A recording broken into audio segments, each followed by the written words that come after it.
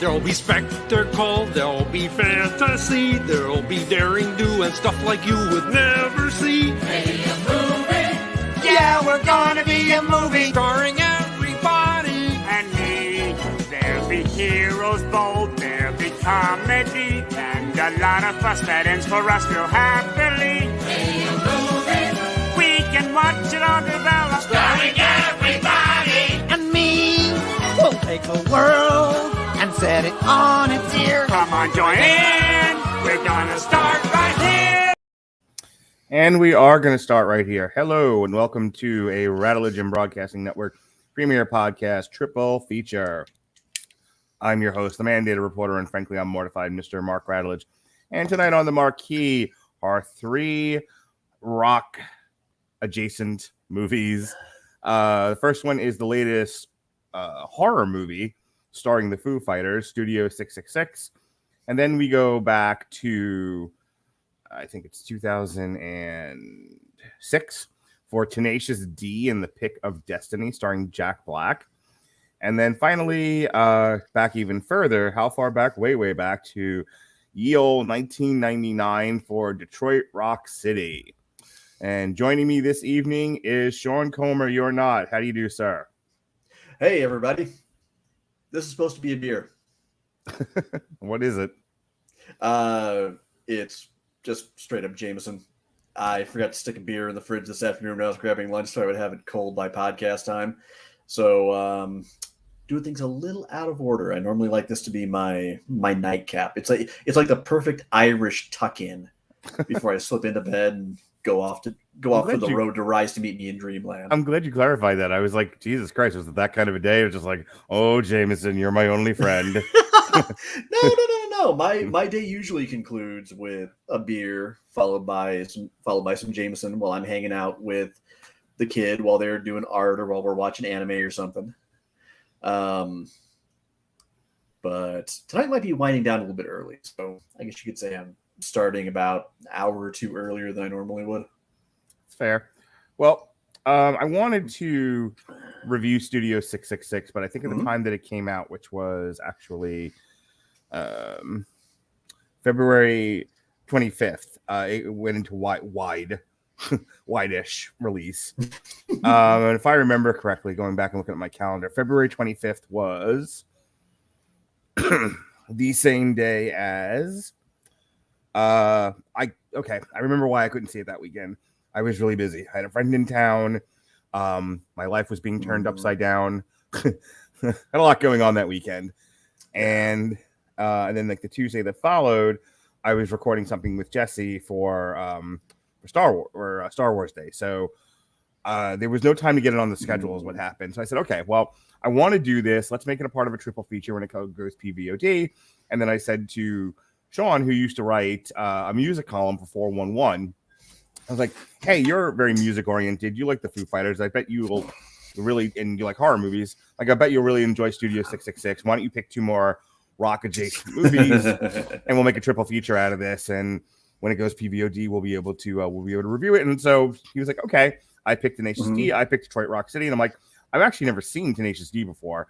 I was never like the world's biggest Jack Black fan. But I did see Detroit Rock City, and I absolutely adore that movie. It is totes adorbs. So that was my first time seeing it all the way through. Was in preparation for this? Yes. Okay. Previously, I think I had seen about the back half, 2/5 of it, something like that. But no, that was my first time seeing it all the way through from start to finish. All right, well, let's get into Studio 666. Let me first ask you, a couple of years ago, I think Melissa and I saw the Foo Fighters in concert.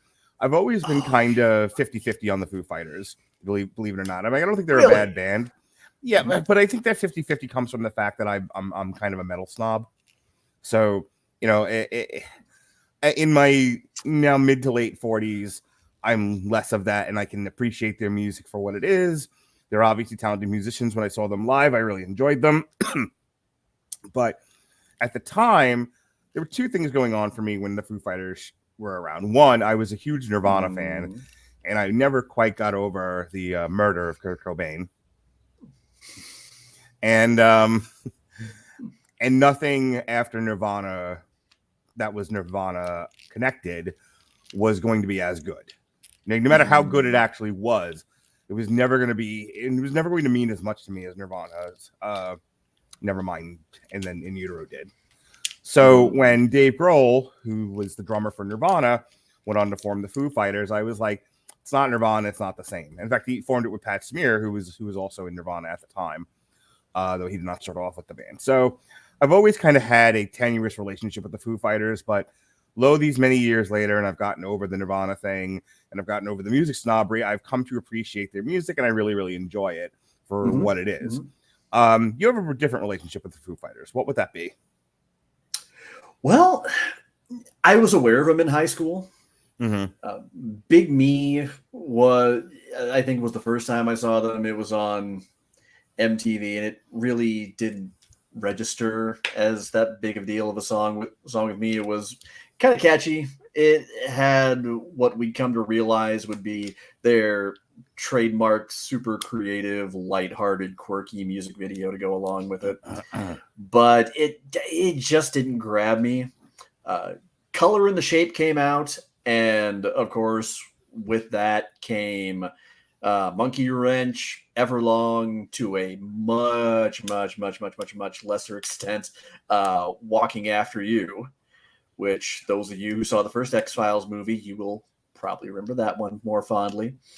And then There Is Nothing Left to Lose was the first album that came out after Pat left the band. I seem to recall he infamously announced his departure absolutely out of nowhere, following their performance of, I think, Monkey Wrench or Everlong on the it was either a VMA or an MTV Movie Awards pre-show that year. And I kind of became just a steady fan after that, as I realized one album after another, that metal snobbery and other perfunctory interests aside, I would defy anyone to point me towards a patently bad Foo Fighters album.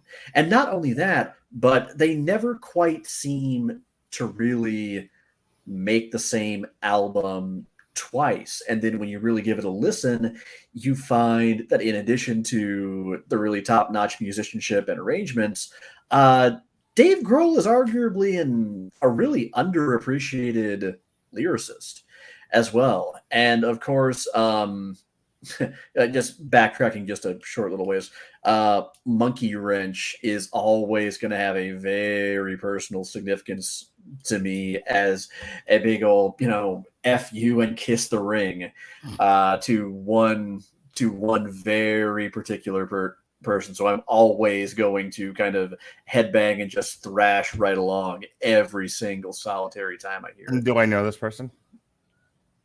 Oh yeah. Okay, moving on. Oh yeah. Last thing I want to say before the people who know. Yeah.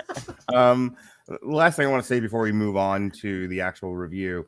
Foo Fighters actually has a very special connection to both Sean and I.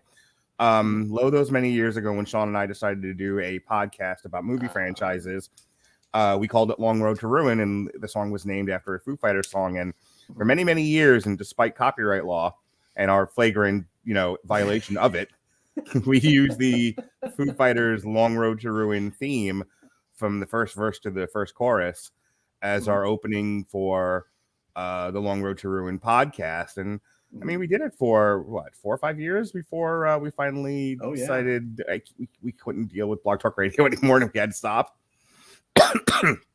And I think you were in a place of also not being able to watch 97 movies for a podcast. So maybe let's do just one movie.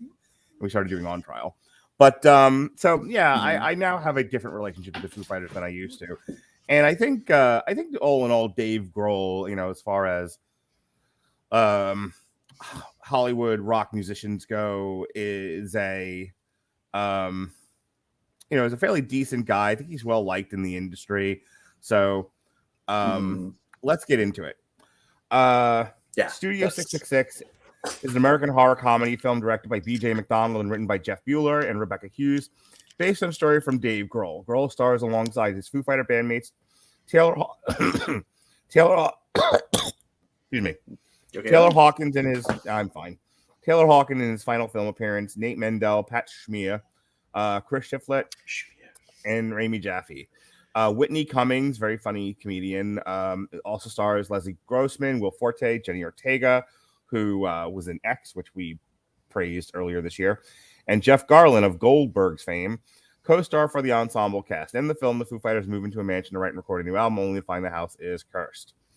All right, so I will quickly read through the plot synopsis here. In 1993 Encino, Sky Willow, drummer of the rock band Dream Widow, is crawling along the floor with a broken leg, followed closely by the band's frontman Greg Knoll, who is holding a hammer. Sky sees the body of another band member who's had his jaw broken by Greg before Greg drives the hammer through her forehead, repeatedly hits her in the head with it, crushing her skull. Greg then hangs himself from a window like you do. In 2019, the Foo Fighters are pressured by their manager, Jeremy Schill, to overcome their writer's block and record a new album. The group move into the mansion where Grohl becomes fascinated with the house as a source of inspiration. One of their tech helps, Krug, is electrocuted by I swear to God, I thought that was Kerry King from Slayer, by the way. Electrocuted by a wire, and the band decides to dedicate their album to him. Grohl finds a basement containing satanic objects like you would, and is possessed by Noel's demonic soul after listening to a demo tape. Under the demon's control, Grohl forces the band to continue the production on the album.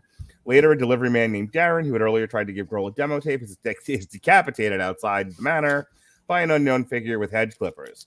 The next day, as Shiflett is cooking on the grill, the same figure pushes his face into it. Shiflett attempts to escape, but he has his head smashed with the grill cover and is stabbed repeatedly in the neck before the figure is revealed to be Dave Grohl. Dun, dun, dun. The band later find Darren's corpse, but Grohl convinces them not to call the police and takes their phones. After watching Grohl eating Shiflett's remains, the band soon learn of the mansion's backstory and Grohl's possession with the help of a neighbor, Samantha. To exorcise Grohl, they need to find a book needed to free him of the possession. As Samantha and Jaffe have sex, they are both killed when Grohl sneaks under the bed and drives a chainsaw through their heads before cutting them in half. Hawkins is pressured by Grohl to finish the song while Mendel and Schmier retrieve the book from the basement. Hawkins finishes the song and is partially decapitated by Grohl with a cymbal. Mendel and Schmier free Grohl from the possession, and the souls of Dream Widow band members send the demon to hell. However, Jeremy and the real estate developer Barb Weems ambush the remaining members, revealing they planned the whole thing. While Schmier is fixing a car from underneath, Mendel is stabbed in the eye, causing him to accidentally hit the gas, which then runs over Schmier's head and runs over Barb. As Mendel gets out of the car to help Barb, she stabs him to the chin and dies alongside him. Grohl battles Jeremy only to back down in horror when Jeremy tells him of the album's success and the start of his solo career. 1 year later, Grohl, the only Foo Fighter survivor, prepares to perform a solo concert with the marks of possession around his eyes. I have two comments about this, and then I'll give it to you to start off the review. One, at 106 minutes, this was 16 minutes way too long. Yikes. Yeah. This needed to be a tight 90 or nothing. No. Number one. Number two, it actually felt a lot longer than it really was. Number two, whatever BJ pen that BJ McDonald was going for with this, as was Jeff Bueller and Rebecca Hughes, if they weren't inspired, at least in part, by Sam Raimi, I don't know what they thought they were doing here. Oh, they had to have been. This felt like I had to check to see who the director was, because I'm like, are we sure this wasn't Sam Raimi? This felt like Evil Dead to me, but with the Foo Fighters. But I'll throw it to you first. What did you think? You know what? If I didn't point out to you that this was made in secret during the pandemic, you would never know it.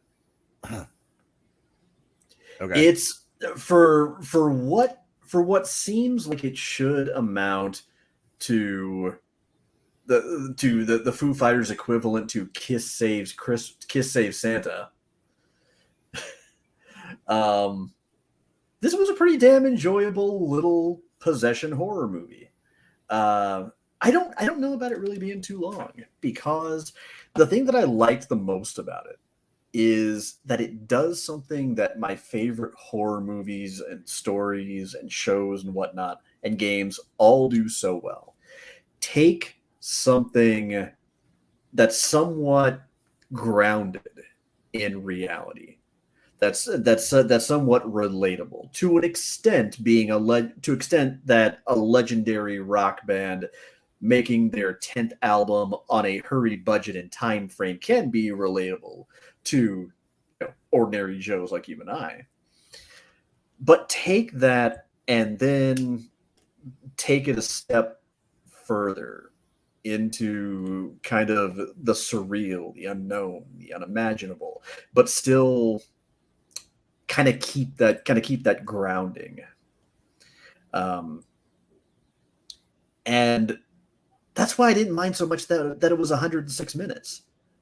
Is the fact that so much of that extra time, while I can see where you're coming from, I really enjoyed that the band in character as these fictionalized versions of themselves were able to interact so smoothly and naturally without it ever really all that often feeling overly campy. And I mean, it also helps, you got to admit, that if they're not all having the absolute time of their lives making this movie, Dave especially, they're doing a great impression of at least having a good time. I mean, I don't know. It's not going to go on anybody's, I think, top 10 list or anything like that. But I think that for what it is, for being a movie that was kind of shot, from the sounds of it, a little bit by the seat of their pants during a period when the world kind of had no idea what to make of itself from one day to the next, this really came out pretty well, surprisingly polished, and really with very little that I could complain about. Sorry about that. It comes on so fast I don't have time to mute my mic. I gotcha. So I don't hate this movie. It felt a little slow in parts, and it felt a little overlong. Like I think another pass through editing, and this is why I say like a tight 90 minutes, and I think you really got something here. I mean, at its current length, it just feels in places like a little overindulgent. But okay, tell me which places. I'm curious. It feels like the setup goes on a little too long. There are, and then the very end, like I'm not entirely sure we needed all that stuff with Jeff Garlin and Barbara Weebs at the end. I think there was a faster way to get there. I think it gets dragged out in parts. I think, like I said, shave a minute here or there in some of the kill scenes and some of the exposition, and I just think it's a tighter, faster paced movie. Because here's the thing, I think this movie is at its best when things are happening, things are moving. When it gets a little dragged down in places with some of the exposition, and that takes away from the fun of the movie for me. Because here's some positive things I really liked about it. Dave Grohl's great in this. Dave Grohl is really hamming it up, and he is. Oh, he's devouring scenery. Yeah, he's acting for the camera, and he knows it, and it's great because this is such an over the top idea. Band moves into the house possesses lead singer kills everybody. That's a solid premise, and now all you have to do is provide a sufficient amount of gore and kills, and some funny dialogue here and there, and you've got yourself a winner. So I think, like I said, I think it's a good attempt here. I think there's a lot here to have fun with. I was entertained for the most part. It's just my only criticism is, like as I've already said, it just needed another pass through editing. My favorite kill in this is the chainsaw scene with Jaffe and Whitney. Oh yeah. That is the only right answer to best kill in the movie. Yeah, the chainsaw coming up and cutting them both in half mid-coitus. It's fucking phenomenal. Yeah. Oh, yeah. The rest of it, I mean, it comes off as like campy and over the top. That's why like it had that like, especially the first Evil Dead, it has that very Evil Dead sensibility to it, to where like the people making it love horror, but they like it better when the horror is over the top and not, there's two kinds of horror. There's this and there's Nightmare on Elm Street. And like this is horror in the sense that it's gory and that it follows, strict horror tropes as far as monster kills a bunch of victims, but it's not scary in the sense that like Nightmare on Elm Street is scary. This isn't. Yeah. This is not a psychological torture fest. This is a slasher essentially. Maybe Nightmare on Elm Street was a slasher too, but Nightmare on Elm Street really played on your psychology. It went out of its way to frighten you. And make you. I was actually talking to my kids today about the nature of horror because I'm an expert. And I said, the idea behind horror is to make you uncomfortable with what it is you're watching. It's to play on your worst fears and anxieties and put them before you and have that be the, it's not just the kill. It's the idea that this could happen to you and that you would not be able to stop it. And I gave the example of a Nightmare on Elm Street because like, what if you found out that, you in the middle of a nightmare, there was a monster trying to kill you and there's nothing you can do about it. You can't stop it. No, and if you succeed, you'll really die in real life. What a horrible, horrible thing to think about. Well, and then you go and tell Lily and Jonas that Wes was inspired by an actual phenomenon. Right. That was happening among Southeast Asian immigrants. Right. So we're like this. I mean, is it entirely possible a demon will possess you and you'll kill all your bandmates? Maybe, but it's so over the top and silly. It doesn't rise to the level of psychological horror that something like a Nightmare on Elm Street does. So, but all in all, like I was thinking about what I was going to say about this movie, and it's a tall ask to get the band members who are not actors to play it straight enough on screen and be able to carry, say their dialogue believably and be able to, put on a performance. I think leaning into the camp helps. Well, I mean, Taylor Hawkins refused to learn the script. He improvised all of his lines. He just didn't bother. That's gotta really frustrate the sound editor. Like that was all just Taylor, just off the cuff. Well, yeah. Again, you have sound. The reason why you have a script is because you have to match things up with the sound. And when you're just doing nothing but ad-libbing, you're making the craft people who have to do that sort of thing their lives a lot more difficult than it needs to be. Yeah, it's something that, in a way, I kind of have to give credit to Taylor because among actors, it's something that if you have the right actor and the right director, and I think the right writer, you can get away with it. Notoriously on Scrubs, from what I understand, Neil Flynn, who played the janitor, was never given actual lines. He was just kind of basically told whatever you want to do.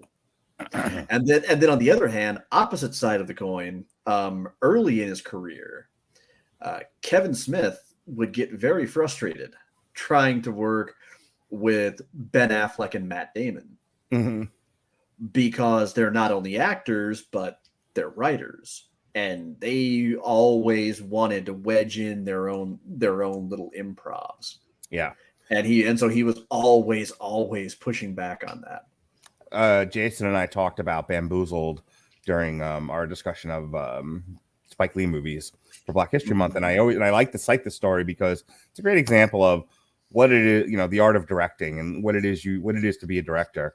So you have Damon Wayans, who's a very talented actor, very talented comedian, very funny fellow, and he's given his character in the movie Bamboozled, and he wants to do it a certain way. He wants to do it with a particular accent, and he's like, "It'll be funny if I do it like this."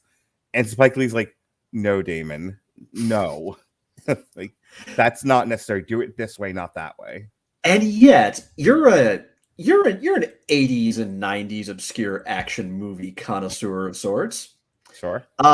Surviving the Game. I remember it. Oh yeah, but I see. Okay, so when I mention Gary Busey and the story of Prince Henry Stout. You know which moment I'm talking about, right? I vaguely remember, yeah. Okay, Busey improv'd it. Did he really? He went years ago. I read that he went to the director and just flat out asked him, said, "The scene feels like it needs something. Would you mind if I just ran with it and improv'd?" Right. I mean, a lot can come from a lot can come from collaboration and improvisation. You know, sometimes like Paul Feig with a lot of the Melissa McCarthy movies will sometimes just point the camera and let like Nancy McKinney and Melissa McCarthy just riff, because you never know, you know, you can be a very strict like constructionist director, like, no, do this, not that, say the lines, do your blocking, get the hell out of the shot. Of all people, wasn't Brando notorious for driving a lot of directors nuts? Yeah, because he insisted on improving. Right, and because you never, because again, and I've said this about, like, you know, you don't want too many yes people around you like George Lucas. The art of collaboration, you never know what gold you're going to find when people start spitballing different ideas, things you might not have ever heard of. And so I think there's a case to be made for it. Just do what's in the script, you idiot, and like say your lines. But I think there's also a case that can be made for letting the actors stretch and breathe and see what they come up with. That being said, bringing this back to Studio 666, there's some really fun and interesting, almost like Three Stooges, kind of Marx Brothers, kind of innocent, almost innocent kind of comedy. You know, like I had a very like Laurel and Hardy kind of thing. Like there's like sneaking through the house and stuff, and then you would have these moments of uproarious violence. You know, just like what, you know, like we have a budget. We're a major motion picture. What kind of kills are we going to do that are going to make people gross but laugh at the same time? The whole sequence with Pat and Nate sneaking around to retrieve the book. Yeah, that's good stuff. Anything else about Studio 666? Because I honestly don't have that much to say. Not really all that much. Again, it is shockingly fun. I think it works because nothing you could write for this band that at this point had known each other for as long as they had been down as many up and down as many roads as they had together was going to ever top just giving them a rough idea of where you were going and just letting them mostly just be themselves. Because how are you going to know any of these guys, be inside their heads well enough to know what they would say to each other, what their rapport would be, you know, with each other, even in this like dark, fantastical setting. Frankly, I think Taylor might have been the one, rest his soul, that kind of had the right idea. And while on paper, yeah, it sounds a little iffy, the idea of, oh, somebody gave the Foo Fighters a budget and told them to make a movie. Just trust on this. After seeing this, I kind of want to see Dave Grohl in some more horror movies. I'd like to see Dave Grohl in something. Oh, yeah. All right. So let's go ahead and move on to the next feature here. And before we do, let me ask you. So you picked Tenacious D in the Pick of Destiny. Hey, look, something else with Dave Grohl in it. That's right. So I don't know that much about Tenacious D.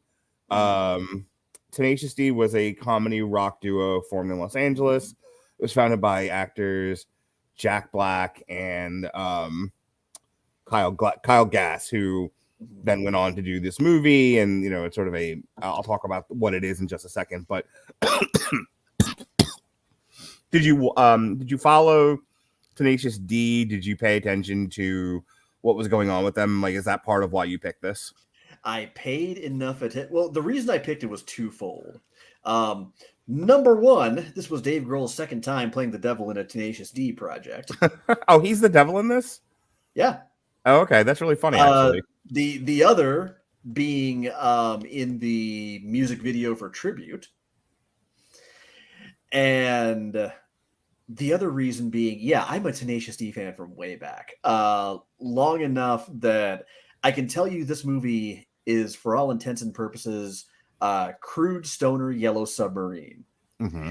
In that, especially if you really love their first album, you can see the little Easter eggs and nods to it just everywhere. You kind of just can't help but kind of smirk a little bit at how it's almost like they took that album and just kind of dramatized bits and pieces of it, just into like a rock opera. Yeah. All right. So I didn't pay too much attention to Tenacious D. In fact, when you picked this, I kind of like, I will always, don't read this the wrong way. I will always, whenever you pitch something to me, be like, absolutely, let's do it. I'm excited to do this. But there was definitely a moment of like, ugh, really? Because like, gosh, I've avoided this my whole life, and now I got to deal with it. But I'm not unhappy that I watched it. Like I said,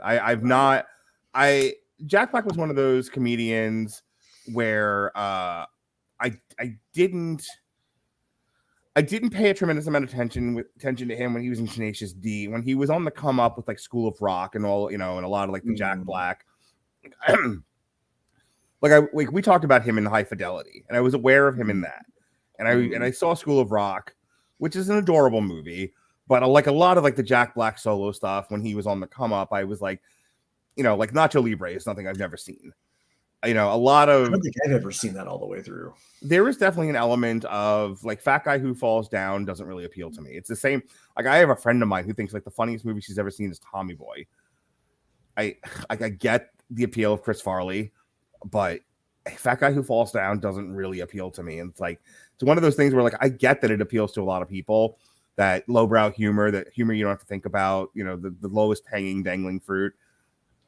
I really do understand the psychology of it, but it doesn't appeal to me. I get it, but here's where I think the difference lies.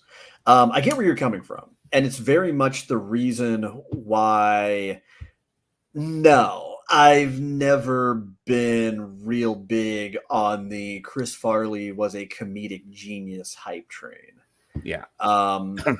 If anything, when I was a kid, I was fortunate enough to grow up with. Did we lose Mark for a moment?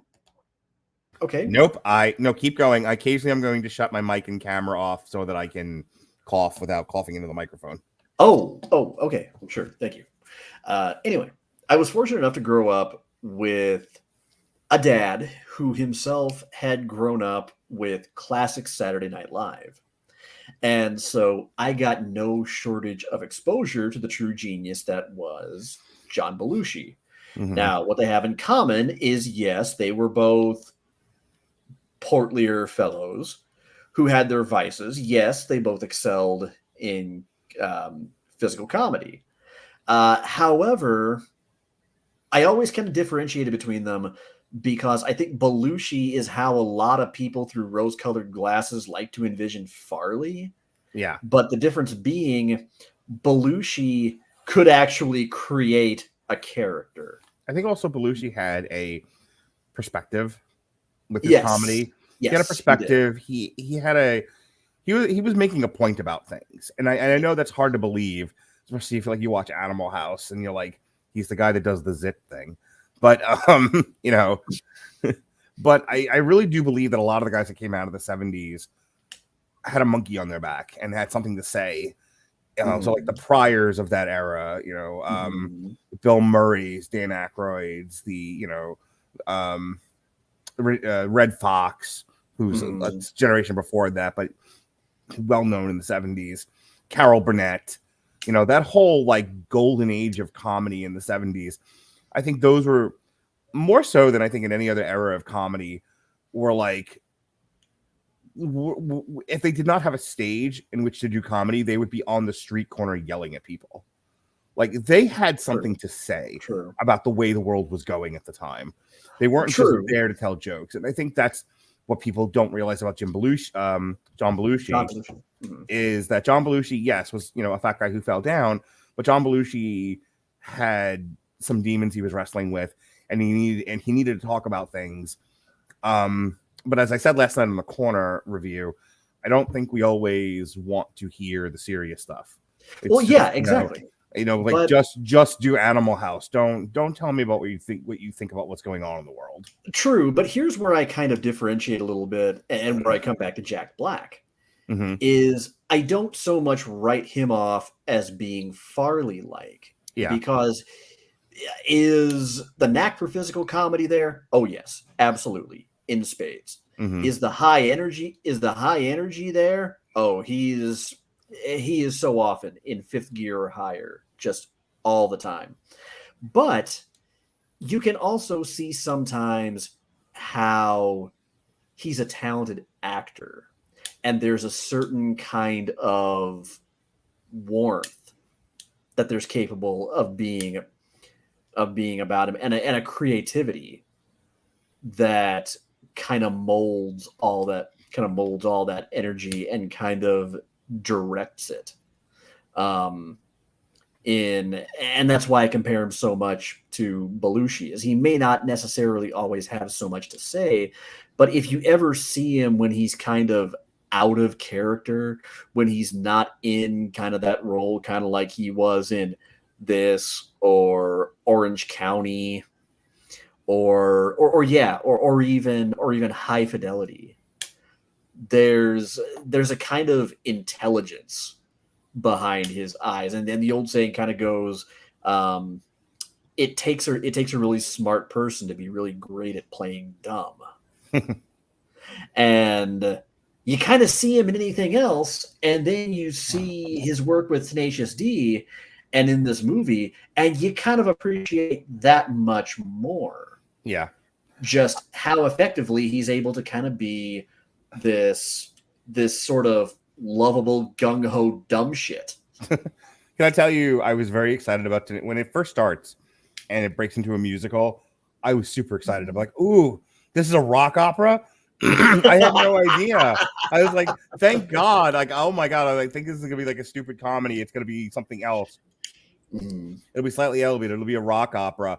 Like, that takes some talent. I'm really curious. Oh, it stops immediately. I was like, high, low. And then I respected, damn you, Sean.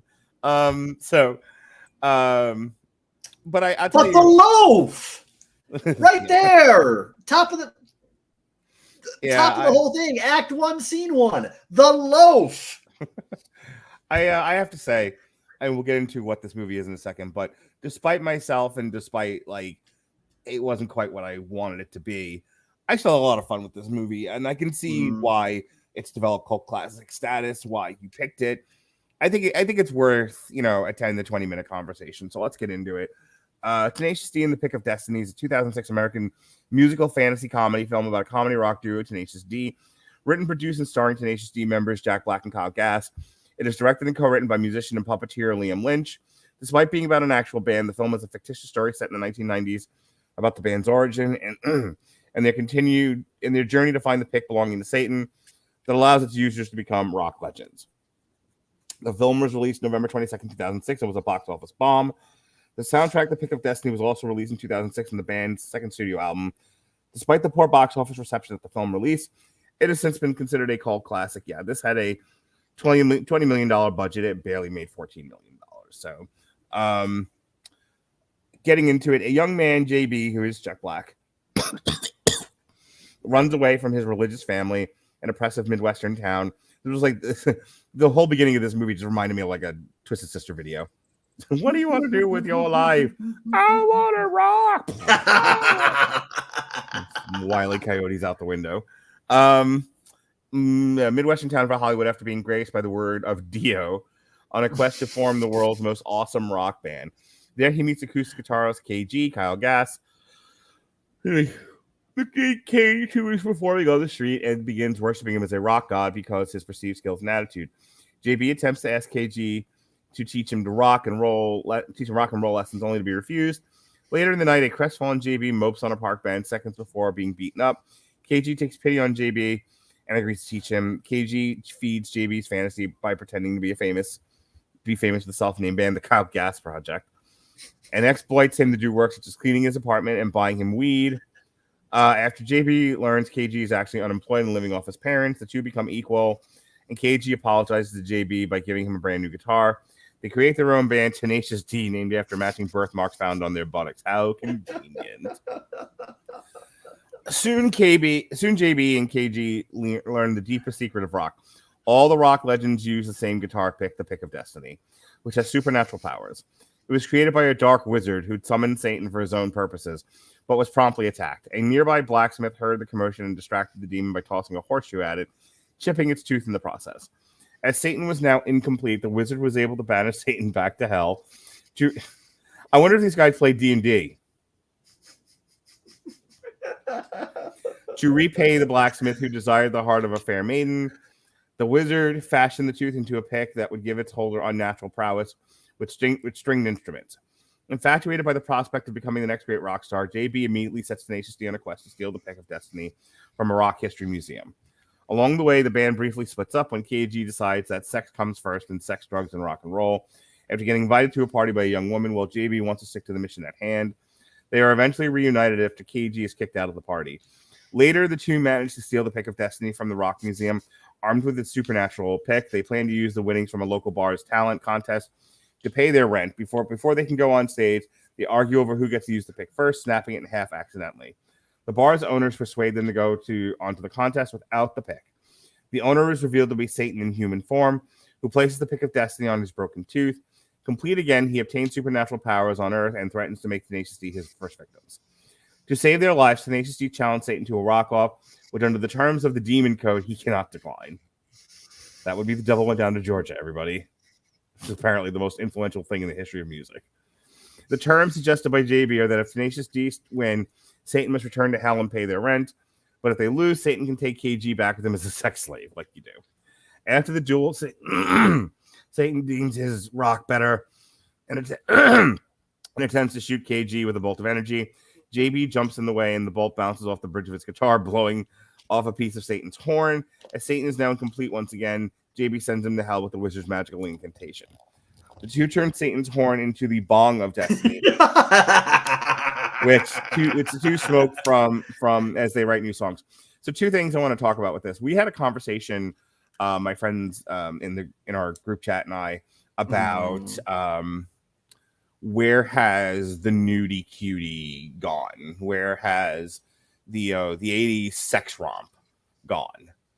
The hot dog, the movie, the hamburger, the movie, Porky's. Where have we gone in terms of like comedies that were like straight up like damn near fucking porn? And the point that was made, and I thought was an interesting one, was it got taken over by the drug comedy, by the pot comedy. And so I think about like Tenacious D, and I think it's a really good example of like the evolution of lowbrow comedy in that it's so focused on like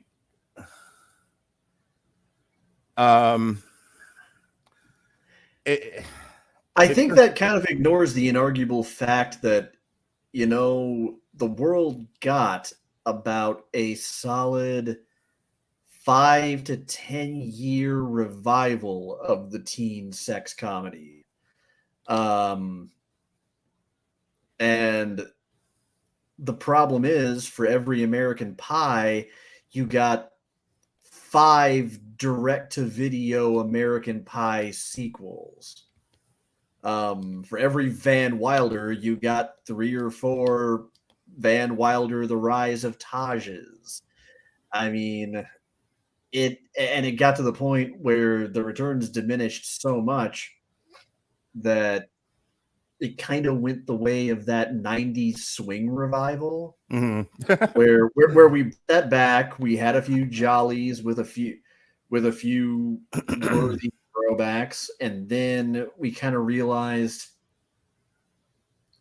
golly gee, at least 70% of this stuff sucks. So It's really funny, actually. And I mean, it was, and as far as the drug movies go,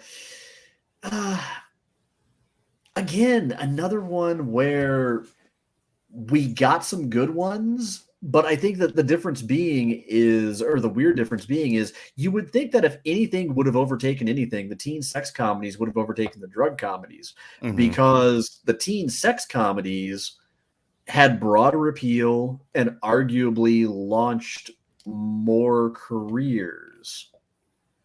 When you think about kind of the brief blow up of the likes of Jason Biggs, Sean William Scott, Shannon Elizabeth, Mina Suvari, fucking Allison Hannigan, Van Wilder unleashed Ryan Reynolds on an unsuspecting and, I would argue, unworthy world.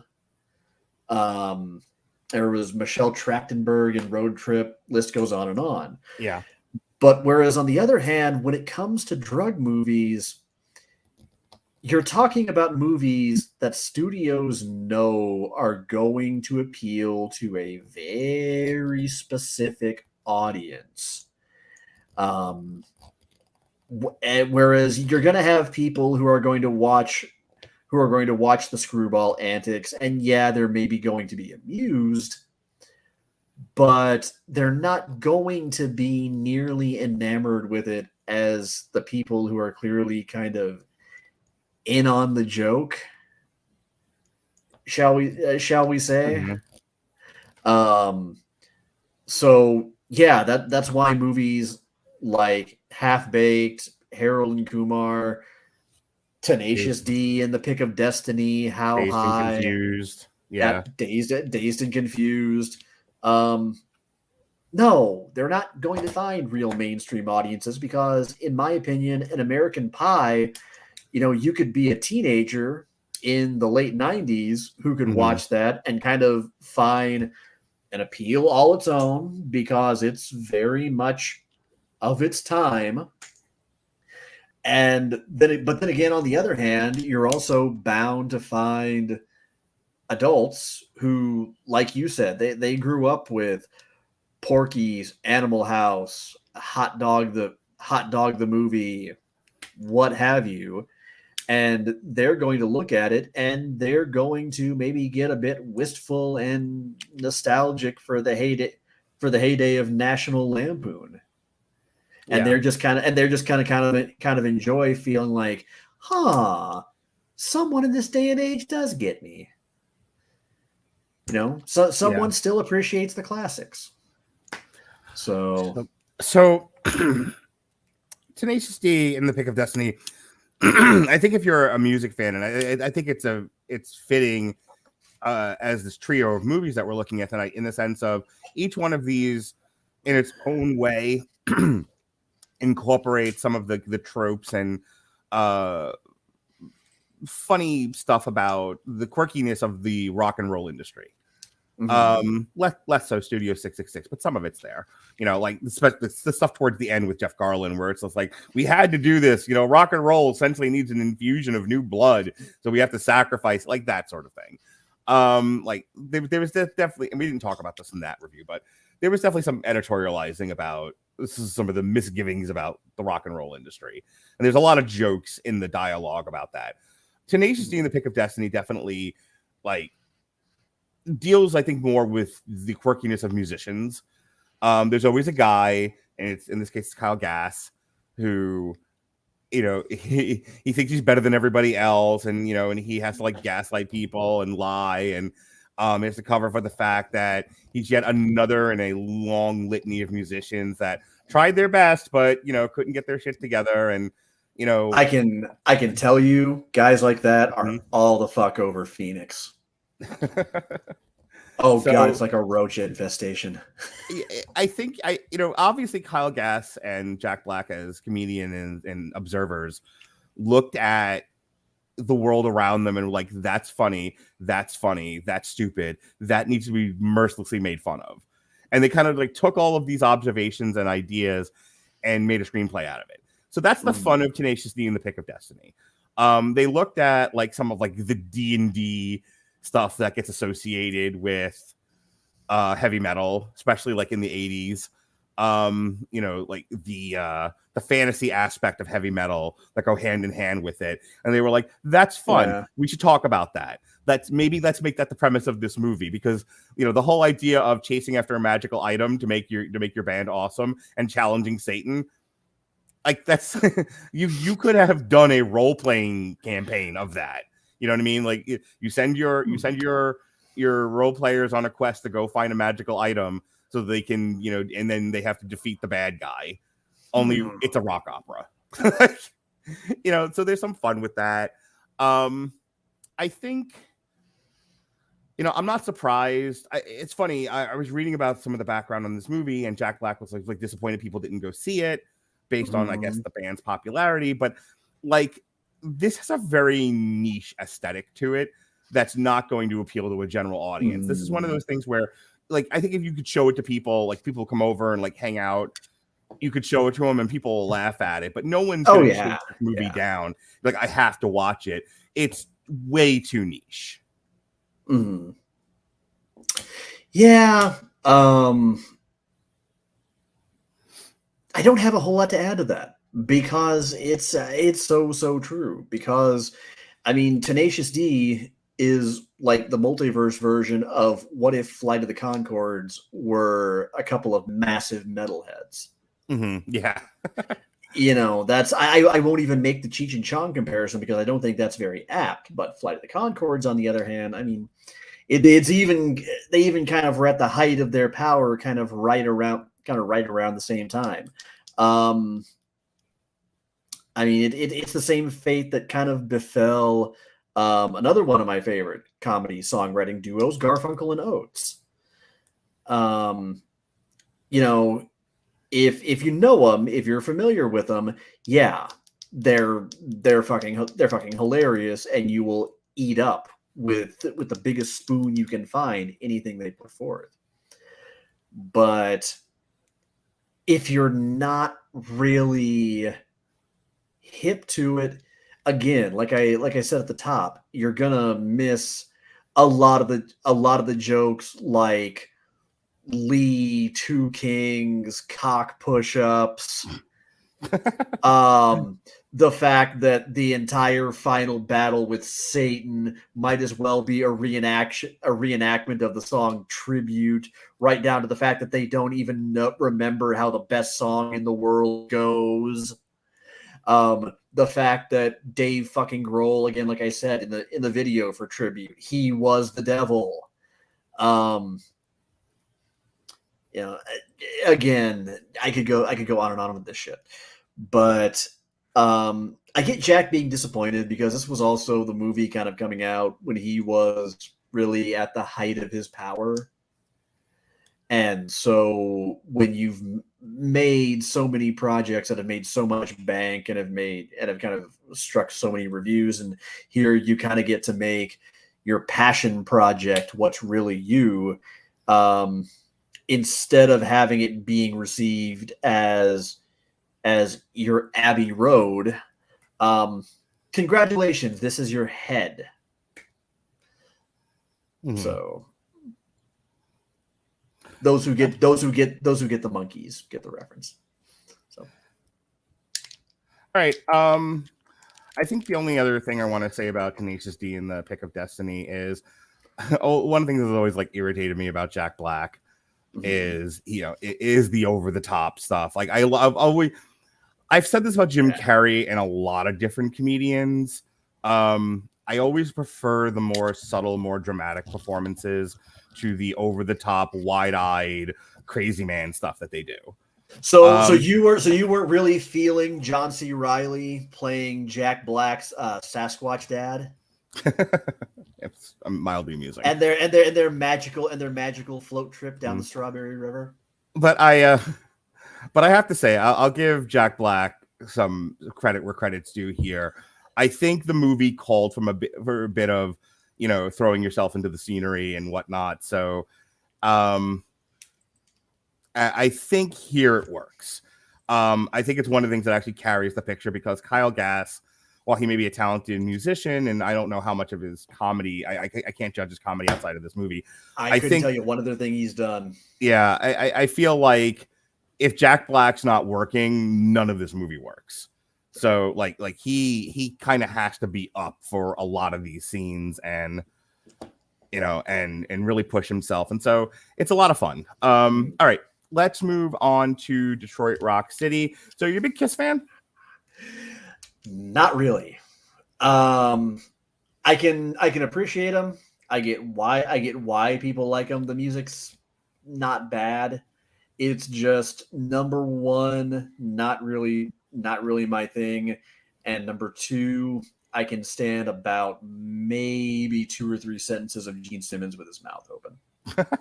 Okay. Because Gene Simmons is the fucking Hulk Hogan of metal. Yeah. So we did a Metal Hammer of Doom, I think, like our New Year's show or something. I can't remember where exactly in the timeline it was. It was either like post New Year's or pre New Year's stuff. And he did like the post makeup album, which was fun. But I've seen Kiss live, and I've seen him with the makeup, and yeah, Kiss is a fun show. Kiss is really like an experience, and I've always enjoyed their music. I mean, it's good old fashioned solid hard rock, and I've really enjoyed it.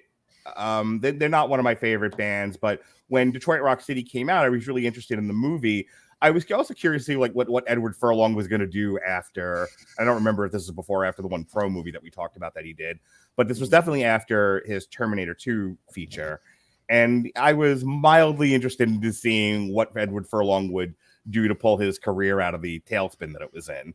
So between the music and like the whole idea of like, here's a movie about 4 kids trying to get to a Kiss concert. Like it had that, like, I know it precedes it, but it had that Harold and Kumar go to White Castle kind of feel to it. It's like, it's a one night adventure with these 4 schlubs. Let's see what sort of shenanigans they get into. And it's a tight little script. I know like it's not got great reviews on Rotten Tomatoes. People struggled with this, and then it also was a box office bomb. But I think it's a cute little picture. I loved it. I loved it. It was close, but I would even say it edges out Studio 666 is my favorite of the 3 this week. Funny how that works out. Sometimes like whatever whatever we decide we're going to do, like the thing that anchors the podcast, like, that's not the best. And then like whatever the last thing we talk about is like this, finally, we're here. Amazing. All right. So Detroit Rock City is a 1999 American teen comedy film directed by Adam Rifkin and written by Carl V. Dupree. It tells of 4 teenage boys in the Kiss tribute band who try to see their idols in concert in Detroit in 1978. Comparable with other rock films such as Rock and Roll High School, Dazed and Confused, and I Want to Hold Your Hand, it's a coming-of-age story through a filter of 1970s music and culture in the United States. It took its title from the Kiss song of the same name. All right. So, yeah, it had a $17 million budget. It made $5.8 million. Nobody went to go see this thing. In 1978, Cleveland, Ohio, 4 rebellious teenage boys, Hawk, Lex, Tripp, Veruti, and Jeremiah Jam Bruce, play in a Kiss tribute band called Mystery and prepare to see their idols in concert in Detroit the following night. Their hopes are dashed when Jam's religiously conservative mother finds the concert tickets and burns them before having Jam transferred to a Catholic boarding school. Tripp manages to win tickets and backstage passes from a radio contest in Detroit, and the boys plan to rescue Jam from the boarding school. Disguised as pizza delivery boys, they drug Father and Philip McNulty using a pizza topped with hallucinogenic mushrooms and set off with Jam for Detroit and Lex's mother's Volvo to pick up tickets. While on the highway, they get into a road rage incident with disco fanatics Kenny and Bobby after Tripp accidentally threw a slice of pizza on their windshield. Oh, they did the fag makeup to me. No, not the fag makeup. Sorry, I love that line. They beat up the disco duo and continue their journey before picking up Christine, who walked out on Kenny due to his behavior. Upon arrival, so by the way, it's Edward Furlong who plays Hawk, Sam Huntington who plays Jeremiah, Giuseppe Andrews is Lex, James DeBello is Tripp Verdue, who does not even have a Wikipedia link, Lynn Shay is Mrs. Bruce, Melanie Linsky is Beth Bumstein, and Natasha Lyonne, and this is the whole reason I wanted to read this, Natasha Lyonne of Orange is the New Black fame as Christine. And we have a special appearance by Shannon Tweed and Ron Jeremy. Anyway. Yep. Okay. Upon their arrival in Detroit, the boys discover that Tripp did not stay on the phone long enough to give the radio station his information, resulting in the tickets being given to the next caller. When they exit the building, they find the Volvo missing, which they just deduce was stolen by Christine. After a brief argument amongst themselves, the four split up and find Kiss tickets and the Volvo, planning to meet up in an hour and 45 minutes. Hawk finds a scalper who suggests he enter a male stripping contest to raise money for tickets. He gets drunk and loses the contest after vomiting, but is offered payment for the company and has sex with an older woman named Amanda Finch. After being paid, he locates the scalper, only to find out that his tickets are sold out. Tripp goes to a local convenience store in the hopes of mugging a younger child for his ticket, but is confronted by the boy's older brother, Chongo, and his friends, who threaten him for $200. He then plans to rob the store with Stretch Armstrong, a doll disguised as a gun, but ends up thwarting a genuine robbery attempt and is rewarded $150. Tripp gives the money to Chongo's gang, but they beat him up anyway and steal his wallet in the process. Lex sneaks backstage with the concert loading crew, but is caught and tossed over a fence. When he encounters a group of vicious dogs, he wins them over with a frisbee, then saves Christine and the Volvo from the two car thieves who were responsible for stealing the car at a nearby chop shop. Jam encounters an anti-Kiss rally and is spotted by his mother, who forcibly takes his drumsticks. She drags him to a nearby church for confessional with a perverted priest who is more interested in salacious conversation rather than an actual confession. He is then greeted by Beth Bumstein, a classmate who is in the process of moving to Ann Arbor. After admitting their feelings for each other, they have sex before parting ways, but agreeing to stay in contact with each other. Jam, imbued with new confidence, goes back to the rally and angrily berates his mother for her domineering ways and her hypocrisy, telling her extreme religious views and controlling attitude have done nothing but cause him to despise religion and rebel. He ultimately breaks her spirit by telling her that she is a lousy mother, proclaiming to her and her rally that he lost his virginity in a confessional booth. He then demands his drumstick back, one of which he broke in half. She does so and apologizes to him, remarking to the crowd that they grow up fast. When the boys meet up empty-handed, Jam suggests they should beat each other up to make it appear that they had been mugged for their tickets. Upon arriving at Cobo Hall, the guards are skeptical until Tripp points out Chongo's gang, who are just entering, are the culprits who assaulted them.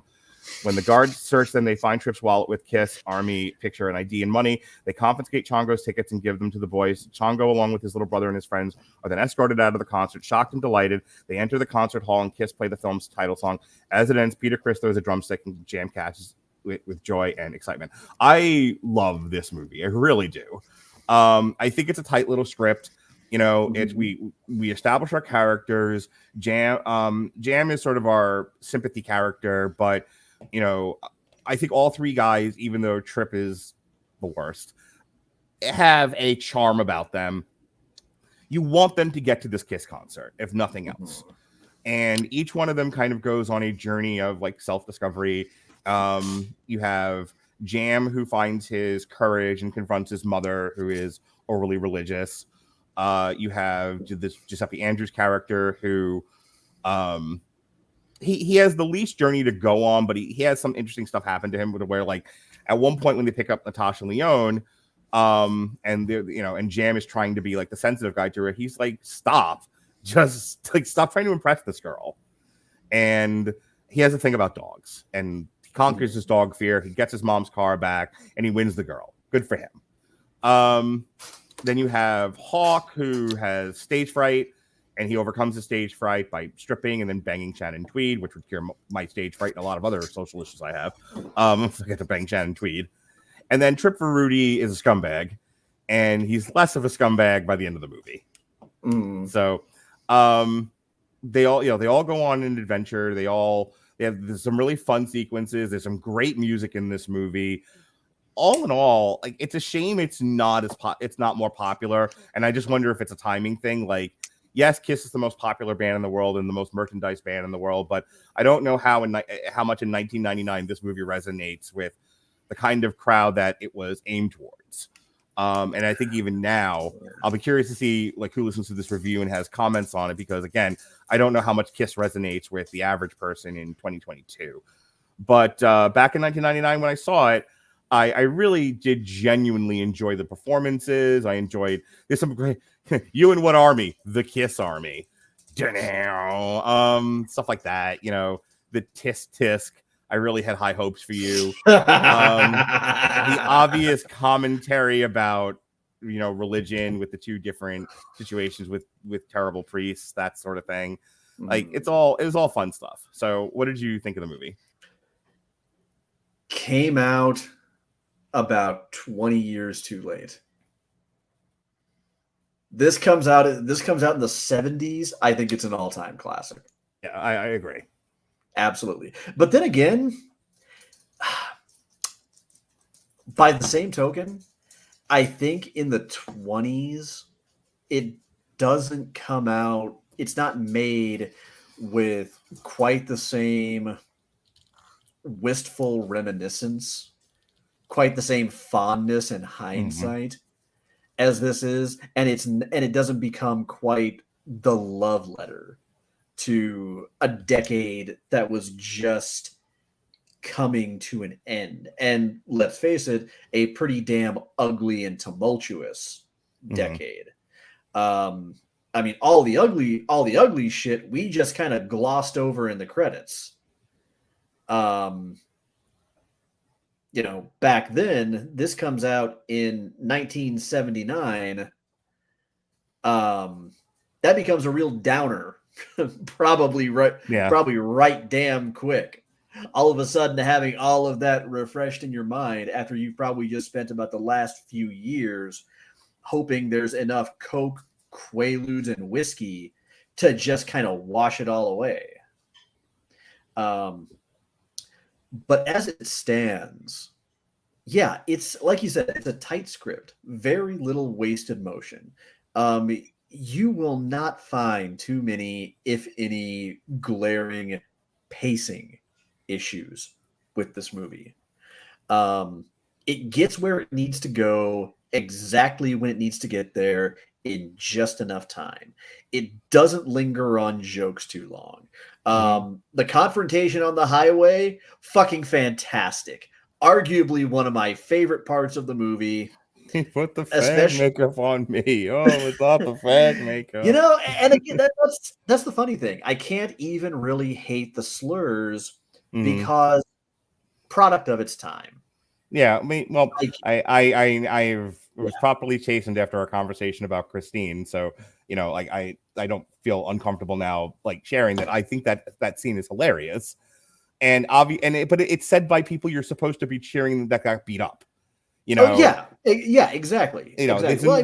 This is in no way celebrating, like, you know, slurring homosexuals. Like the guys that do it get the crap beat out of him. Yeah, and you know, our heroes engage in it a little bit, but by the end of the movie, you know, they've kind of learned their lesson, maybe a little, and they're also not quite so overt about it as the jocks are. I didn't live through the 70s, but it strikes me as kind of, in many regards, as authentic a portrait as possible of everything from the religious right extremism and everything that I've been made to understand about the hatred of heavy metal. I mean, the Satanic Panic, I think, really kicked off in the 80s, I think. Yeah. So this would have been probably just a few years prior to all that really gathering steam. But it's my understanding that Kiss was kind of one of those bands where the first bricks of that were really laid. Yeah. Especially when it came to the stigma against heavy metal. They were kind of the easiest, most bombastic target. But it's not just Kiss's music that really shines here.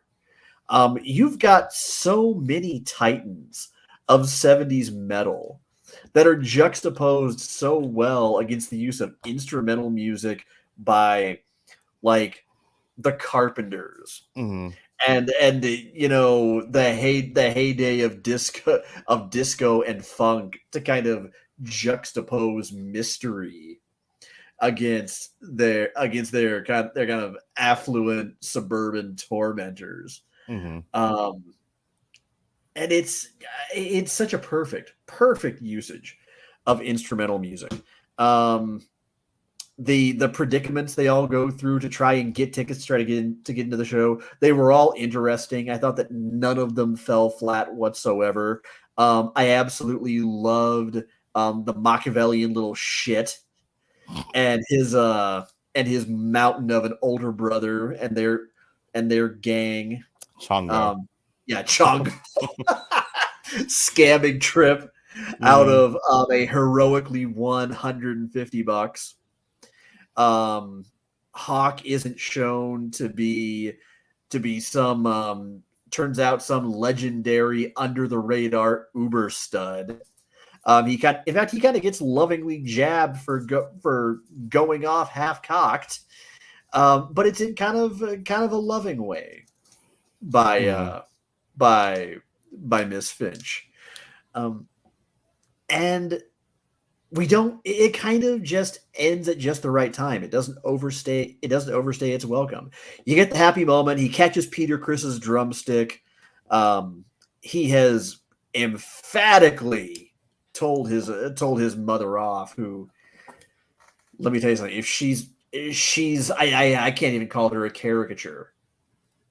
She's not, nor can I say she was really a product of its time, because if you think that it's not that bad with some of these people now, please, I invite you, visit scenic West Plains, Missouri. I'll leave the light on for you, and by light I mean I will light up Told You So and Christmas lights.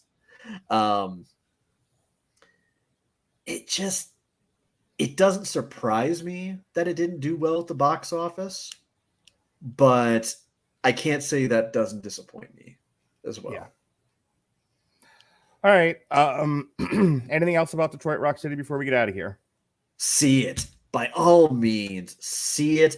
It is right up there. And in fact, I will ask you this. Yeah. I'll ask you first. What is your Rushmore of music movies like Detroit Rock City? Not so much musicals, not so much rock operas, but movies that are really about kind of that collision of music and culture.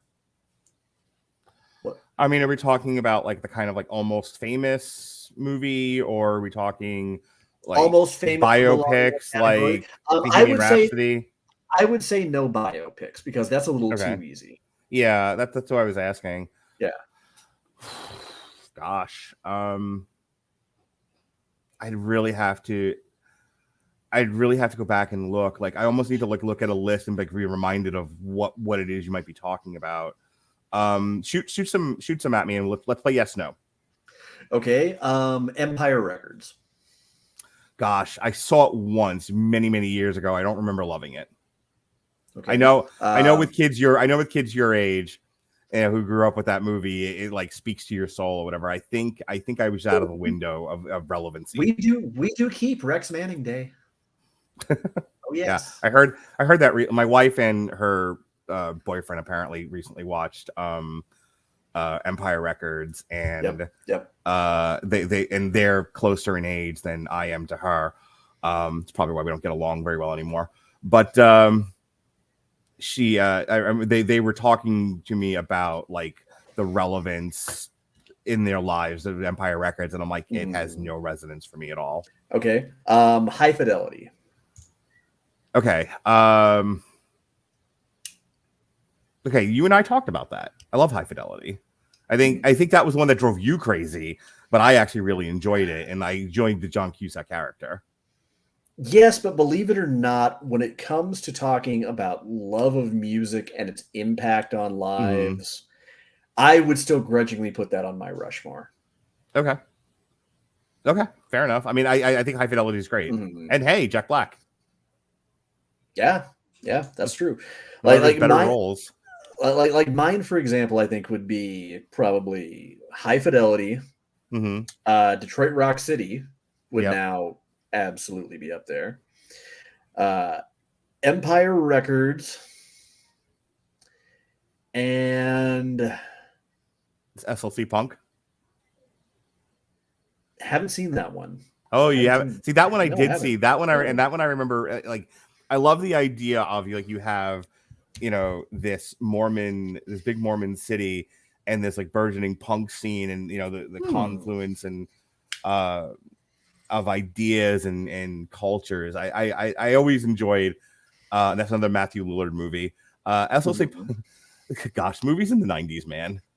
In the early 2000s. And if I had to put one more in there, mm-hmm. and yes, I will throw this in because even though I said no musicals, I think this is one that's a really good one to kind of spark anyone's love of this form of music. I got to put the Blues Brothers on there. It's not a music movie. It's a science fiction fantasy update of an old science fiction real television show, Flash Gordon. But like the music in Flash Gordon is such an integral part of that movie, and it's all done by Queen, and it's one of my favorite movies of all time. So if I could pick that one, that's definitely up on my Rushmore. I'll tell you what comes close on mine. Mm-hmm. And you may laugh when you hear this, but I mean this wholeheartedly, not a trace of irony. 8 Mile. Yeah, 8 Mile's good. It's a shame. You said 8 Mile, and the first thing I thought of was the NWA movie, Straight Outta Compton, but biopic. Biopic. How about CB4? Remember that one? Oh God, CB4. CB4 is sweat of my balls. It's so funny. You know what? Actually, you mentioned CB4, and you just reminded me of another one. And in fact, I'm going to bump Empire Records. Spinal Tap. Yeah, Spinal Tap's not bad. If you want to go in the other direction, more like of the folky stuff, A Mighty Wind. I knew you were going to say A Mighty Wind. Yeah, Mighty Wind's good. That's good stuff. It's by the same people who did Spinal Tap. So, all right. I think that wraps our review of Studio 666, Tenacious D and the Pick of Destiny in Detroit Rock City. And this is it for Sean and I for a while. I'm cutting back to 2 days a week, despite the utter turmoil my social life is in currently. I still need to not do this 4 and 5 days a week anymore. So I'm cutting to 2 days, and I'm sticking with Damn You Hollywood and then one other show. So just a lot of stuff had to be cut away. Like I'm not. After a time, I'm not doing any more television reviews, especially if that last Halo one really broke me. Really? So I'm not doing that. And then, I'm sticking with the Damn You. In fact, I've even retooled the Damn You Hollywood format to where I'm trying to not even double up movies anymore. And just, so even if it's a streamer, I don't know if you know this about Robert and I, but we can talk for 2 hours. I've always loved that about you two. Yeah, we have good rapport. So I don't feel the need to double up movies anymore, nor do I need to, nor if there's no money to talk about, I don't really care. Like Robert and I can still knock an hour and a half just on the craft review and then Rotten Tomatoes. Fuck, we could do an hour of Rotten Tomatoes, me and him, just sitting there reading quotes to each other. So and having aneurysms as we like to do. So so I'm sticking with Damn You Hollywood, but again, so the whole idea of like doing triple features and stuff isn't really as relevant to me anymore. But however, Sean and I are going to do another Pride Month next year. We haven't mapped out, and we're going to try to get Sean on some other shows. And we've the Whiskey Rebellion's coming back later in the year, like I think October. So that'll always have a perpetual open fourth chair, which Sean can occupy when he has time. The Metal Hammer of Doom. Okay, now, wait. Remind me, what was the format of the Whiskey Rebellion? Wasn't that your news and current events show? Yeah. I mean, we were sort of like reacting to things and like cracking wise, but there's been talks about having like an open format, just discussion show. So obviously we have to have stuff to talk about. So yes, there'll be articles, but it won't necessarily strictly be reaction to like hard news, that kind of a thing. It'll be like whatever people want to talk about.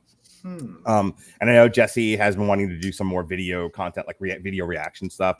So things like reacting to old commercials is something that he wanted to do. Oh, I could have some fun with that. Yeah, so just kind of providing a sandbox for people to play in where we're not trying to strictly talking about one thing.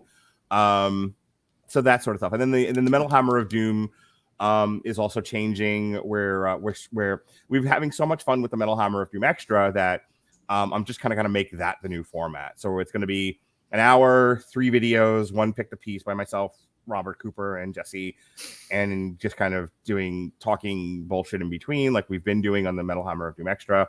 And that will always, people want to jump on that, they can, because now they don't have to have heard the album that we're reviewing. It can just be, hey, I have nothing to do tonight and you guys are fun, I'll come on and talk to you. So that's my way of saying, hey, you have 2 opportunities to jump on in the 4th chair if you want, for 2 different open format shows that I'm going to be trying to do 1 each month.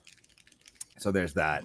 So this is all coming out later this year, and then next year it'll be more of that. So what you're basically saying is I can momentarily kind of put my days as a movie critic to rest for a while, unless you jump on Damn You Hollywood. So you never know. So tomorrow we are reviewing Where the Crawdad Sings, and then Thursday we're reviewing Ms. Marvel, and then I'm going on vacation, which is me watching my wife talk to all of her boyfriends on her phone for a week while we try to have a family vacation. So I'm really looking forward to that.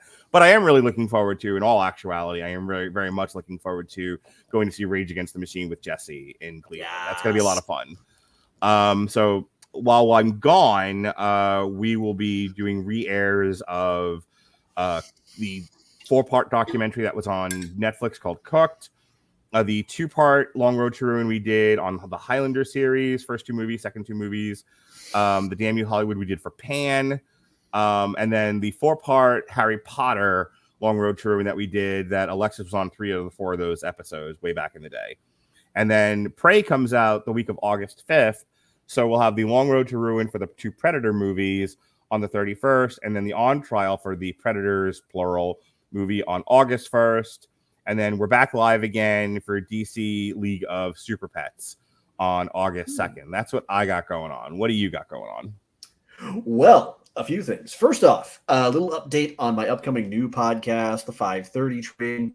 It's going to be a show where, as the name kind of sneakily implies, I pick something that I really enjoy. Could be any number of things. Could be a hobby. Could be music, movies, books, games, anything.